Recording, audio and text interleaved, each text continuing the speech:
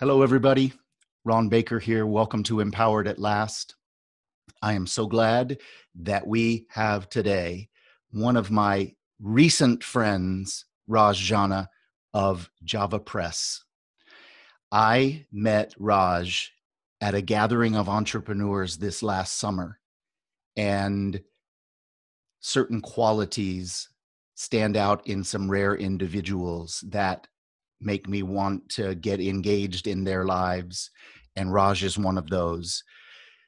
I was giving an impromptu talk to a bunch of the entrepreneurs, and I looked over to my right, and there's someone there who is not only listening intently, but sending such beautiful supportive energy my way as I was doing my thing.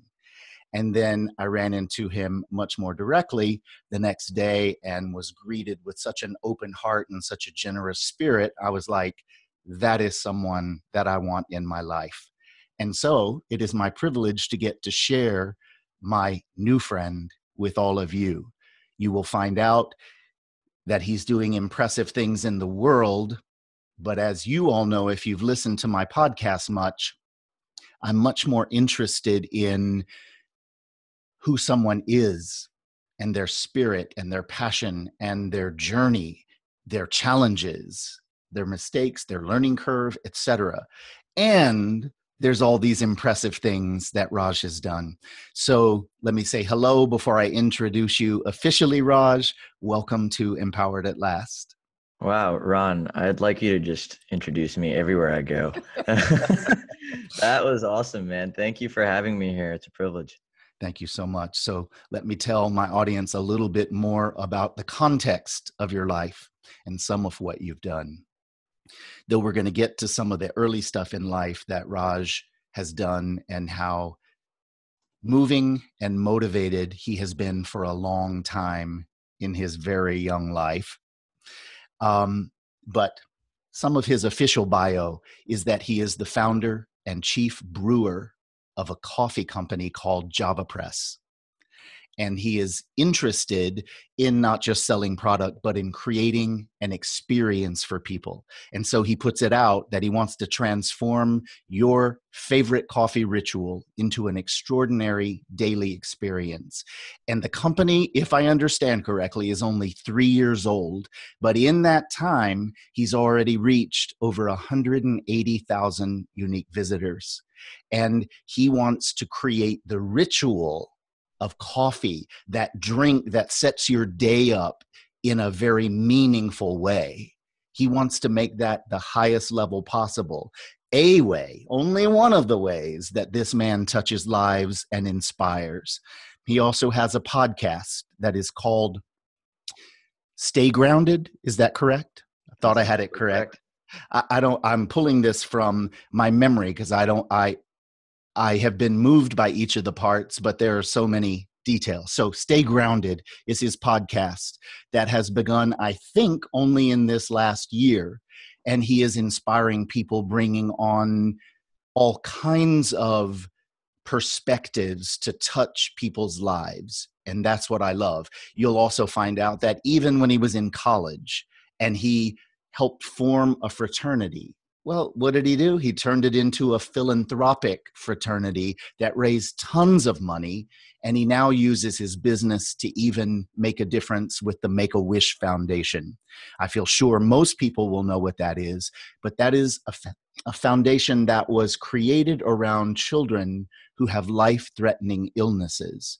Couldn't be more vulnerable and tender a time for families. And so Raj brings his company in to be one of the supporters of making those children's dreams come true, because some of them have a very short lifetime, and it makes it really special. So these are just some of the things that Raj is up to.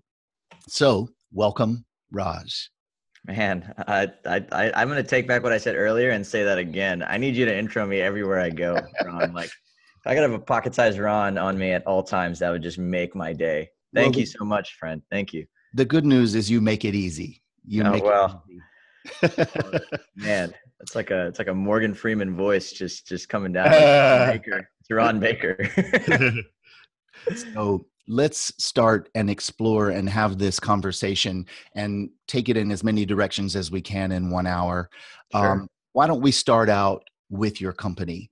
Because talking about what motivates you and how this vision came to be and how it evolved into what it is now. Why don't we start with a little bit of that? Sure. So I started the company September of 2015, which was around 3 years ago, and actually a little over 3 years. But I used to be an engineer in my past life. So I was working full time as an engineer in New Orleans for an oil company, and I wasn't really happy. I was in a long distance relationship at the time. I was in a lot of student debt. I was sending money home to my parents, and I think the combination of all those three made me very I had a lack of fulfillment. And so it was a day job. I was going in, it was paying my bills, but I wasn't happy. So I started trying to teach myself entrepreneurship and business from the beginning, and had a lot of things that worked and didn't work. Most didn't work. And I started Java Press, and we just started selling. Our first product was a manual coffee grinder. And we created the company. In the beginning, the company just wanted to create products for coffee lovers. There was nothing, the mission, the lifestyle, the movement that we have now wasn't real. And so we started just selling products for coffee lovers. So it was French presses, pour overs, grinders, and we were getting some traction. A couple months after I launched in January of 2016, I had an event that forced me and inspired me to change everything in my company. And that was when my first mentor, who worked at the company, he was one of my first mentors at work. He kind of showed me the rope in corporate America. With about 3 months left until retirement, he had a heart attack and died. And I remember that experience sort of shifting something in me. And I've always believed that I think death is like a rite of passage. You could be going on this autopilot mode for long periods of time, then all of a sudden death happens and it almost wakes you up. It's like the most incredible perspective reminder. For me, at least, that's how it showed up as. And that experience made me reconfigure everything in my life. It made me go back and, I started questioning my faith. I started questioning just what was fair in the world. This man worked 37 years for the same company only to be robbed at the finish line. It didn't seem fair. I looked at everyone around me. Everyone was doing the same thing, just working for tomorrow, working for the weekend, working for vacations, working for retirement. And that was just the common thread that everybody was doing. Everybody was just working for later. And I just saw this giant, it was like this just light bulb. This isn't guaranteed. We were pushing life off, and I didn't like it. And I remember the trigger for me, though, was my dad. My dad came to the U.S. with $60 in his pocket, worked his entire life, gave everything to his family, rags to riches in the truest sense. But he never took care of himself. And he always said that he would have time for himself in retirement. And the idea of something like what happened to Jerry, my mentor, happening to my father, I think was the straw that broke the camel's back. And that's when I realized that I wanted to change the narrative around intentional living, change the narrative about how we can approach our days, change the narrative around pushing off happiness to a date that isn't guaranteed. And that's when Java Press went from being a company that was creating products for coffee lovers to a company that helps people use coffee to live happier lives. And we started focusing on transforming the ritual of making coffee into a conduit of happiness, into a way that people can start their days with positivity, gratitude, mindfulness, a moment for themselves. And, because I realized, I couldn't convince everybody to empty out their retirement funds and travel the world or go buy their dream cars, but I could help people use something that they were already experiencing, like a cup of coffee, and transform it into a gateway that can allow them to experience something more in every part of their life. And so that's what we did. We started changing the narrative around coffee, using coffee as the vehicle that inspired people to live a more full and intentional life. and then giving them the resources that allowed them to go forward and create that spark, that contagious energy that comes from living fully and in an inspired light. And the company grew. At that point, we went, it started off as a small little e-commerce company. And then that year we grew, I want to say we went to 6 figures a month that year. And then the next year we grew 800%. And it just turned into this incredible, like, we were just creating so much abundance. I mean, the messaging, the marketing, everything changed. We just wanted to help people live happier lives. And then it just kept snowballing. And that inspires me. That inspired me to launch the podcast. Stay Grounded started as a way for me to spread more of these messages with people.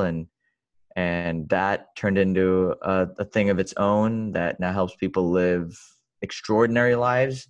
So Java Press helps people live intentional lives. Stay Grounded helps people live extraordinary lives. And now I'm in the middle, holding both of these and helping as many people as I can. And it's been a privilege and an absolute blessing in my life to have these experiences and to be able to impact people this way. And it's been fun. Well, there are about 50 questions that I have to pull from just what you've shared so far.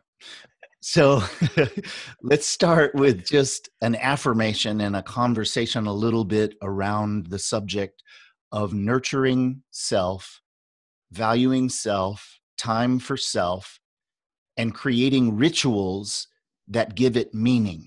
Mm-hmm. I think it is so dang important that people learn to balance their outer focus and the treadmill and the gotta get 9 million things done, thinking that's going to make them so fulfilled. But as you proved from your first career, that's not guaranteed unless I proactively, purposefully invest in me, nurture me, and live now. That's not going to magically happen. Yep. I had my own version from my performing career, which my audience will already know, where I was not fulfilled, though I was very successful in the eyes of the world. Yeah. So I would love to hear a little bit about the ritual and the intentionality that you encourage for your, we can just keep it simple and call them customers, but the people that you're touching, which is very different than just customers who are buying. Yeah, absolutely. So for me, it always starts with presence. I mean, presence is the ultimate glue that unlocks curiosity. It unlocks passion. It unlocks connection. And so with us, when we onboard, I guess that's the best word. When we show people how to start taking an ordinary ritual like coffee and turning into something extraordinary, we always start with presence. And that usually comes with engaging the senses. So when an individual has a bag of coffee, generally speaking, coffee smells good. And so the first thing is start to notice the way the coffee smells. It's something so simple. It's just bringing your attention away from the world, away from your problems, away from everything else that's happening, and just come back to what is in front of you. And that is this amazing thing, these beans that are going to make you feel awake, that are going to make you feel empowered, that are going to kickstart your day in the right direction. This drink that you're creating for yourself. You're not doing it because you need it. You're doing it because you want it. And the first step to creating that feeling is just becoming present. And so that's what I always share first is become present. And then when you get present, you get curious. You start to look at the bag. Where did the beans come from? What country are they from? Who's the farmer? You start to grind the beans. You start to hear the beans grinding. You start to heat the water. You start to smell the aromas as you're creating this drink that's going to be something that makes you feel alive in about 5 minutes. And you go through this process of just getting so intentional. And for me, I like to think about things that I'm grateful for while I'm doing this. And so I'll listen to music that makes me feel a certain way, or I will think about things that are positive and bring emotional weight to me in a positive direction. I'll try and connect as much as I can to this ritual, because I think that you can ritualize anything if you really think about it. You can Yep. take anything ordinary and put through the lens of appreciation, gratitude, presence, connection. You can transform that into something that unlocks you or gets you ready for the day or fills you with energy or inspiration or whichever positive notion you want to really dive into. And so that's really how it came about. It started off with just getting present with the process and then appreciating what you had just done and then sitting with it. Once you create the beverage, you sit down, it's warm, you drink it, you feel it go down your body. There's a couple minutes of bliss before the day begins. It's almost like this place where you can go to just, the day doesn't have to start yet because I haven't had my coffee yet. And so now something so simple can turn into a gateway, a ritual, a means that you can then unlock your best self. And I found myself when I was at work, when I was working full time, I found myself doing that more and more. If I had a tough meeting, I'd go and get coffee and I'd sit there and I'd, just have something hot in my hands and just allow that to be an escape, if you would. And I think that's literally what we teach. We just, all I do is I just open up the doors for people to experience it, because once you can start to ritualize one thing, you can start to ritualize anything. And coffee is just the gateway. I mean, there's tea, there's family time, there's work, rituals to engage focus and clarity and purpose and mission. There's connection. I mean, all of these emotions that then go about creating an abundant lifestyle can be infused into everything. And that's the role coffee plays for me. And I love this. I spend my life teaching people how to get in touch with themselves, how to nurture themselves, how to get in touch with the experience of life. And I adore that people that want to find a new direction or a mission, it starts with learning how to do this yourself, learning how to invest in yourself, and then expressing how many different ways to inspire other people into more meaningful experiences. So I love that you've taken a ritual. Well, let's just say, before we add ritual into it, a habit that so many people have, which is coffee in the morning, and they want the coffee to wake them up and they feel they can't function without the coffee. That is not what you're talking about. You're talking about bringing yourself to something that you already know you enjoy. It does something for you. What are you doing for you? Yes. And so if you show up and you purposefully say, let me land, let me focus on me. Before I get going in 100 directions, let me focus on me and what I'm experiencing. And you talked about your 5 physical senses and allowing the pleasure of what you're breathing in from the coffee, allowing the warm drink, the holding it in your hands. All of these things give it a ritual of meaning because you show up with intentionality. And the fact that you, as the owner and the inspiration behind this company, are encouraging people into more meaning in their lives transcends coffee. But how cool that it's something that starts the day. Yes. Because as you just said, once you start to see that you can impact the quality of your own life, you're inspired to then look for more ways throughout your day that you can enhance, deepen the intimacy, connect with people. And then when you need a break, you can come back to coffee however often you choose. So it's more the intention and the essence behind it that I adore about this, and doesn't surprise me a bit knowing you that that would be how you would infuse your company. And just special. I think when you start to live through the lens of intention, you start to realize just how much power you actually have. Because the lens we view the world through impacts everything. And so, I've always really, and I've experienced this time and time again. If I show up with one level of integrity, one level of honesty, one lens in one area of my life, my brain just starts to draw parallels. And those parallels then birth a new level of intention, a new level of discovery. And then the biggest thing that happens is you start becoming curious about intention, and curiosity ends up becoming this beautiful journey you go down, where it's a curiosity of self. What do you like? What do you don't like? How does that make you feel? And now you're exploring all these sides of yourself, which I think is the gateway to just opening up for self-care. When you become curious about who you are, when you become curious about what makes you happy, what makes you sad, why you feel a certain way, why certain people make you feel a certain way, when you start to notice that certain rituals, certain things, certain activities, certain experiences deliver certain emotional states, now all of a sudden that turns into a game.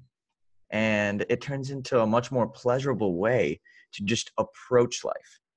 And I think that that's been one of the most exciting things about Java Press and Stay Grounded, and how how it's impacted me, is hearing stories of people and how these simple rituals lead to other things. Because when you start to see other people live their lives, you start to see how it can almost come into your own life.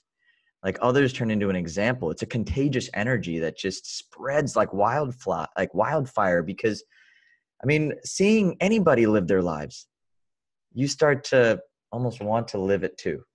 Yeah. And it's just a give world. And when one person has the courage to do something outside of the herd consciousness, which is let me slow down and nurture myself, which is not what herd consciousness is doing, the masses, all of a sudden it gets the attention of others, as you just said, and it becomes an inspiration. So I could talk this entire hour just about intention and how to improve the quality of your life. It is certainly one of the core messages of all the work that I do. I was teaching a client literally earlier today about doing proactive breathing in order to move energy through the body, which is a requisite for feeling alive and healthy. But I noticed that they were focusing on the technique, and that didn't make it necessarily a pleasurable experience. Sure, it's good for me, but I'm not going to tend to integrate a new habit that's just good for me unless it's pleasurable and the experience is one that I want to go to. So I talked about 5 different ways that he could add intention of nurturing himself, an intention of abundance, an intention of showing up fully, moving into life, etc. And all of a sudden, it wasn't about doing a breathing technique. It was an investment in self and the quality of life. And it is the coolest thing when people really start to get it, because as you said, you can then apply it, and you want to apply it in how many different ways. Self-care is a concept. I used to always fight it. I used to always push it off and put others first and put myself last. And I remember the first time I kind of switched that was when I was after Jerry passed, and I started realizing that I needed to put myself first. When I started doing that, I realized how much more I could give. And, so for me, it was almost like the way I kind of hacked myself into getting and prioritizing self-care was just realizing that, hey, there's all these people in my life I want to help, and all these people in my life I'm doing this for. I need to be my best self in order for me to serve them the way I want to serve them. And so then self-care became a responsibility to act and a responsibility to give. And it was based on the people in my life as opposed to something for me. And that was something that compounded, because now I felt like I was doing something pleasurable for myself, in order to do something better for others. And it was like this beautiful giving cycle of abundance that was just being nurtured naturally just through my own daily habits and rituals, Yeah. which created a gateway of happiness, abundance, and results. I mean, like I started literally wanting to do better in business because I was investing in myself and I saw the returns that had on the people in my life. So for anybody listening, it's not even something that you do just to live life fully. Even if you want to give back to people, prioritizing self-care is almost like the fuel that allows you to go at 180 miles an hour consistently over time. Even a Ferrari runs out of gasoline. And if you're not taking time to routinely get those brakes checked, routinely change the oil, routinely wash the car, it ends up not being a Ferrari. And so I always like to think about self-care as almost like a prerequisite to extraordinary results, extraordinary living, extraordinary abundance. And it doesn't come last. And that was not always the case, though. That was a definite shift for me that happened after I saw Jerry pass and the impact I saw it have on everyone around him. And I don't know. It's something I'm exploring every day. But yeah. So once again, you and I are on the same page. Every time we talk, we find out more and more layers how that is true. I have shocked a few of my clients. They're sitting one-on-one. They're paying me money. And I will say, who do you think is the most important person in this room? What? And they go, well, I guess it's me because we're talking about me and I'm paying for this. I said, oh, no, no, no, no, no, no. Wrong. I am the most important person in this room to me. Please be the most important person in the room to you. Yeah. Please. I said, so often we get this crap message about selfishness. And I'm telling you, I fill my well first. How many people do you think have benefited from me making myself the top priority in my own life? In my opinion, if everyone would nurture and value self, the planet would heal. Because if we just did that and learned how to do that, then we naturally want to nurture and value one another because our well is full. And then we move into the next natural gesture, which is connection, which I'm sure you focus on in your coffee messaging and how you create space and an encouragement for people to come together and share the nurtured experience of coffee. Yeah. And it just gives them an excuse. Yeah. No, I mean, ultimately, I've tried figuring out what inspires me a lot. Like I think a lot about why I'm doing what I'm doing, like what is the real motive. And I've found that creating connection through giving will always be the strongest bond you can make. And when it comes to giving, that concept applies so much to giving to yourself too. Period. You know? And that's what equals receiving. Yes. You can't receive if you're not giving to yourself. You haven't taught your nervous system how. Please, back to you. No. You summed it up. That's it. It's ultimately, you have to think of yourself as a separate person. I like to think of myself as like I have a spirit, I have a soul, but I also have a body. And they might not be inherently connected. They might not be the same thing. So for me, I have to treat my vehicle with the utmost care. I have to treat my spirit with the utmost care. I have to treat myself the way I'd want to be treated. That's it. Period. And that's it. Like, so it's when you get to that zone though, a beautiful space opens up, because when you start to realize you're worth treating well, you start to see what's amazing about other people as well. When you start to recognize your own gifts, when you start to recognize that you are the biggest horse you can bet on, you start to realize that everyone around you has amazing gifts and you start to appreciate them. And that's the gift that compounds, because appreciation appreciates.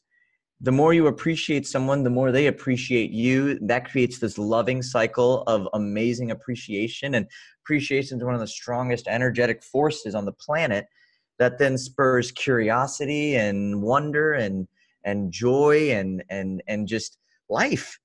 And I think that it all starts with self. Everything starts with self. And so anyways, I feel like we've Could not agree more. And again, we could hammer this in about yeah. 20 more ways.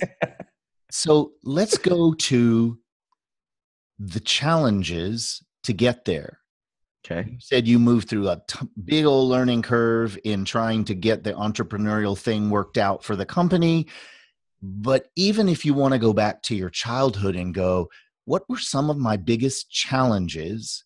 And how did facing those challenges end up building the foundation for what you're creating now or for who you are now?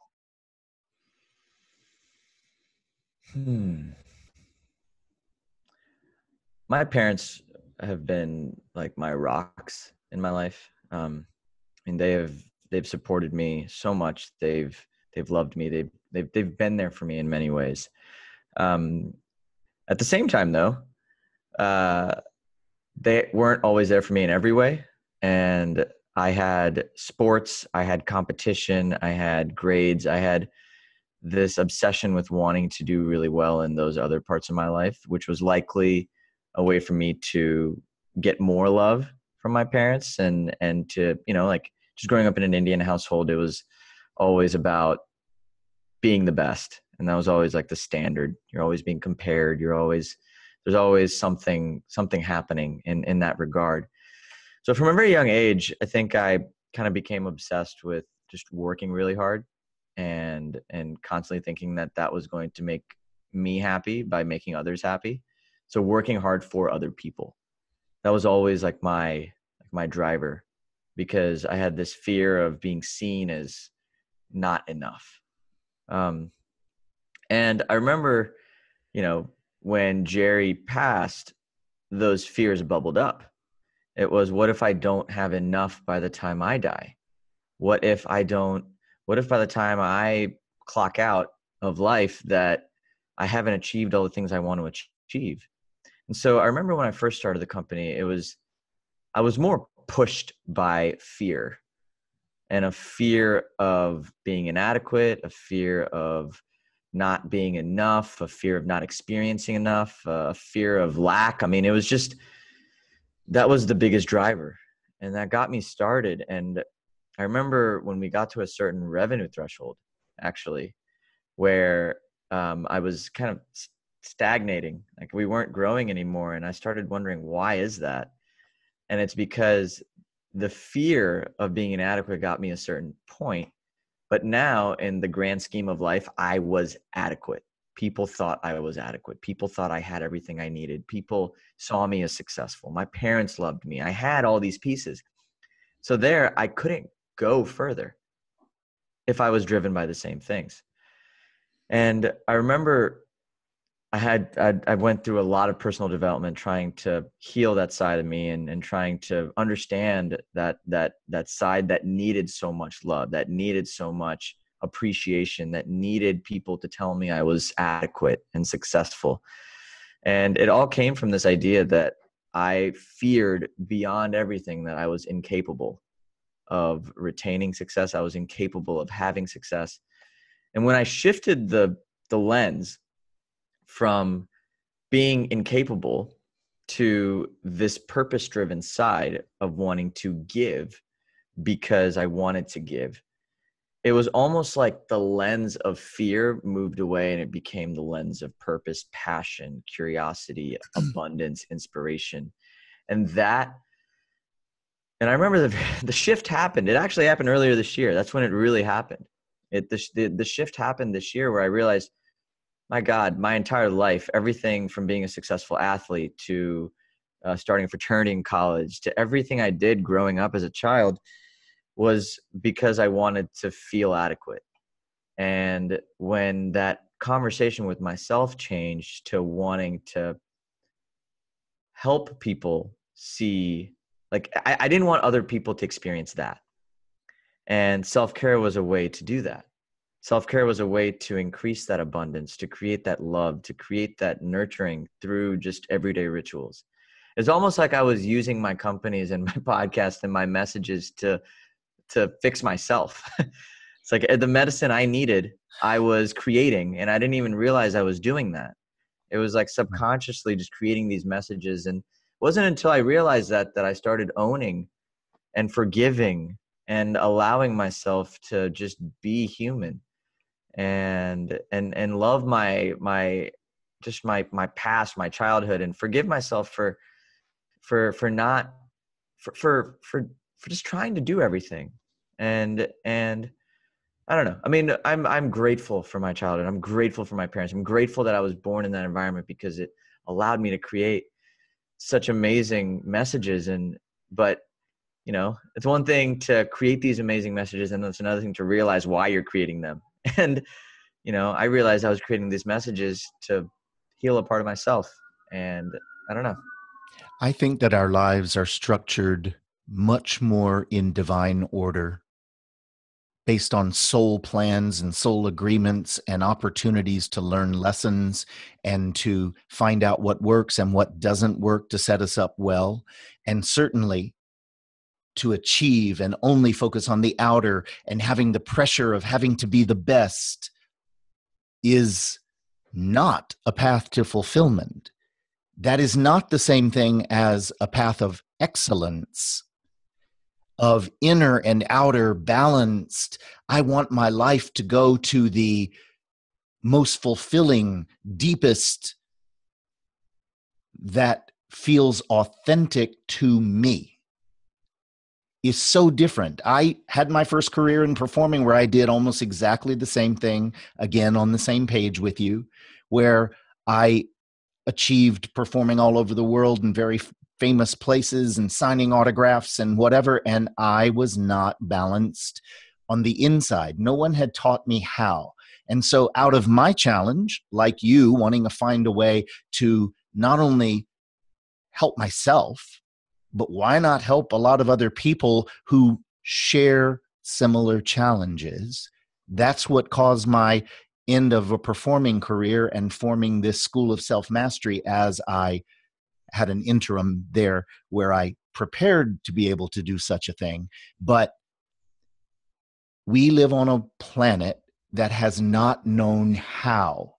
Like you said, your parents showed up and did the best they knew how and supported your butt off in so many ways, but they didn't know how to teach you about an inner connection that allowed you to trust the enoughness. And so what a perfect life setup that gave you a challenge to face. And you've been figuring out ways to set yourself up well, and what really makes me feel great about myself, and what really does touch me and allow me to know, I'll use the same word that you put out, an adequacy, an enoughness. I tend to say to people when they come to me with this very confusion, because I believe most of the planet has this confusion, think of 3 people you truly love and value. Now, just evaluate for a second. Do you love and value those people because of their resume? Because of what they've achieved? Thank God they have $1 million in the bank, because otherwise it's insane. We don't even think like this toward other people that we love and value, but we have been wounded and trying to figure out how to compensate for this unworthiness and this self-doubt that we all carry, having lived on a planet where people haven't known how to teach us to connect on the inside and to nurture self and trust our value. So I adore that that's exactly what you just shared as a primary challenge. And nobody had to be wrong and bad. There didn't need to be a villain. It just was, if I don't know how, I don't know how. If I asked you right now to teach me to build a jet engine, you wouldn't know how, I'm guessing. So please jump in. Right. Yeah. I think that, at least for me, what worked really well was just consistently taking action. I didn't know the answers. I didn't know how to fix myself. I didn't know, and I didn't even know I needed to be fixed, to be honest. Like I was running around, I was doing everything. I was making money. I was being successful. wasn't until we started hitting stagnated growth and I started losing drive and passion that I started looking at why. And, for me, it was just, I think there's a real fear of failure, and actually not even a fear of failure. I think there's a real fear of being seen failing. And I think that stopped me a lot from trying different things and exploring different things and wanting to trust different Mm. ways of healing and growing and becoming okay with myself. And it wasn't, I think that when I got used to just taking action and experiencing failure, and then seeing that I discovered a part of myself through failure, that I became very comfortable opening up and actually owning and nurturing and healing the parts of me that I always wanted to heal. It wasn't until I became comfortable with the idea of not knowing all the answers and not having to be perfect and not and losing the idea of wanting to portray this guy who just had it all. It wasn't until I became okay with that I really started healing, and I really started growing, and I really started connecting back with myself. And everyone noticed, my family noticed it.